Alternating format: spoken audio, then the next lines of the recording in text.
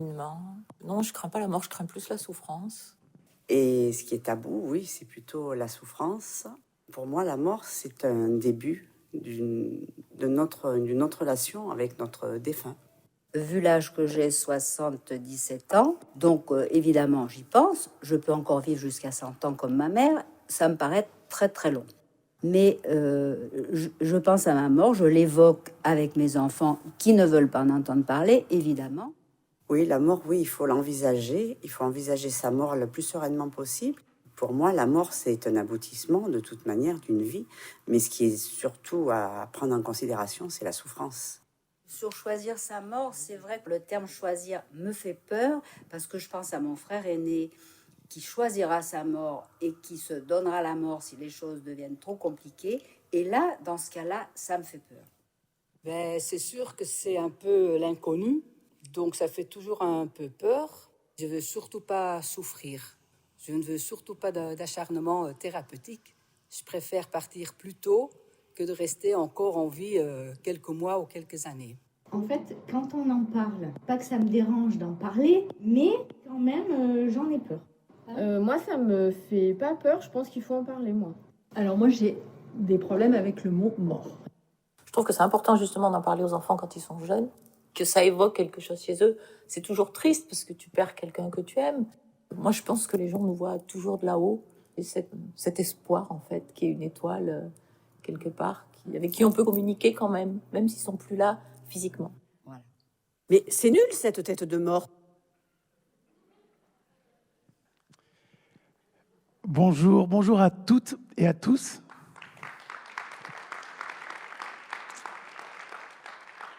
Alors, bienvenue à cette journée de conférence On ne meurt pas d'en parler. Donc, journée de conférence autour d'un sujet universel, d'un sujet qui nous concerne et qui nous rassemble tous et toutes, la mort.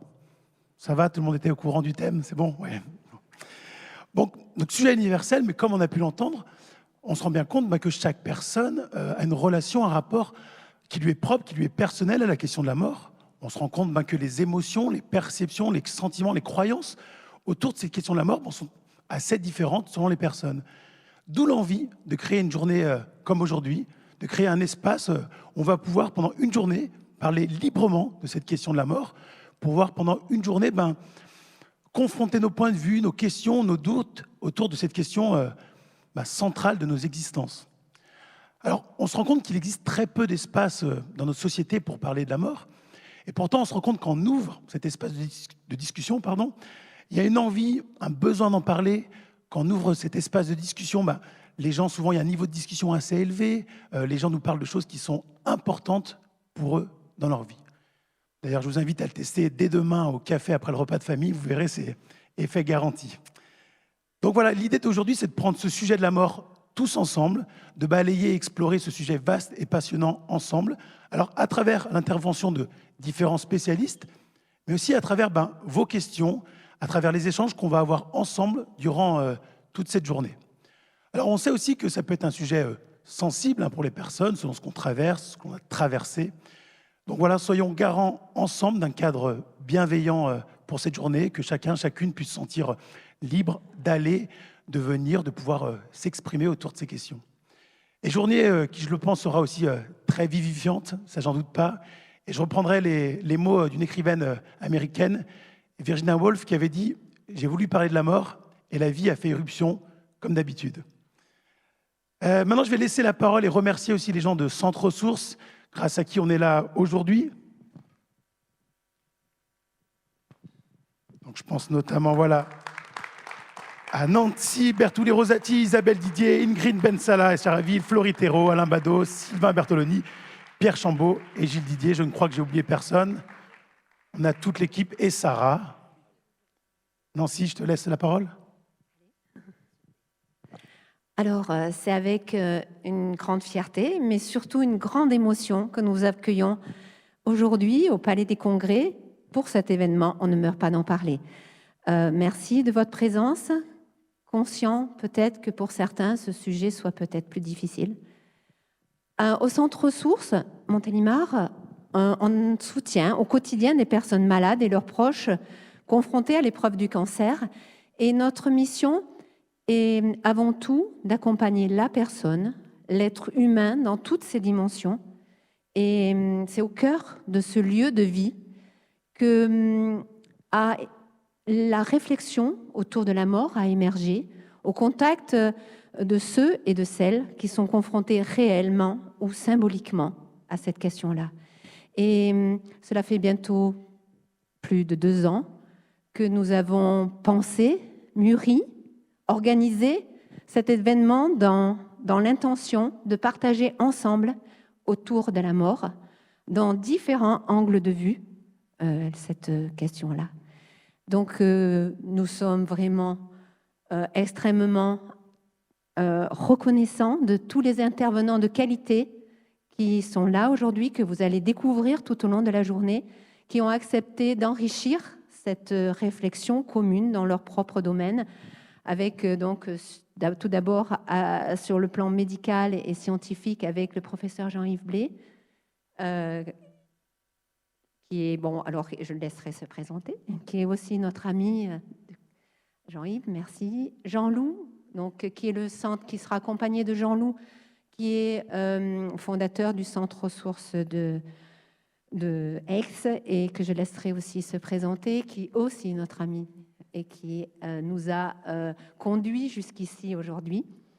On enchaînera avec plus une vision psychologique, et avec Laetitia de Wolf qui va enchaîner avec Jean-Loup, puisqu'elle est psychologue sur le centre de Aix et qui accompagne aussi les personnes qui traversent des épreuves et qui sont confrontées à cette question-là, pour enchaîner avec le docteur Dudoit, donc, que nous connaissons moins et que nous remercions beaucoup de sa présence aujourd'hui, qui est docteur en psycho sur Aix-Marseille. Après, nous allons passer à un domaine que nous-mêmes ne connaissons pas trop, avec Manon Mancoq, docteur en anthropologie du funéraire et de l'environnement. Donc là, ça sera aussi une découverte pour nous, cette vision-là de la mort, pour enfin finir la journée sur une vision plus spirituelle, avec le docteur Christophe Massin, qui est psychiatre, et voilà, côté plus méditation, pleine conscience, pour ponctuer la journée avec une table ronde d'un échange entre tous, avec des représentants de religions, Joshine Bachot, moine bouddhiste, une théologienne catholique et un protestant révérend, pasteur, pardon, Monsieur Froissant, Bernard Froissant. Voilà. Alors, avant de laisser la parole à Renaud Vincent, que nous remercions d'être notre maître de cérémonie aujourd'hui, qui va tenir le fil pendant toute la journée, cette progression qu'il va y avoir pendant toute la journée. Je vous souhaite de passer des moments enrichissants et qui puissent peut-être être une aide dans votre cheminement, dans notre cheminement, propre à chacun et commun à tous. Bonne journée à tous. Merci l'équipe. Je vous laisse descendre. Merci l'équipe Centre Ressources. Bon, Nancy, je crois, a tout dit. Elle a pris tout mon travail. Bon, ça va.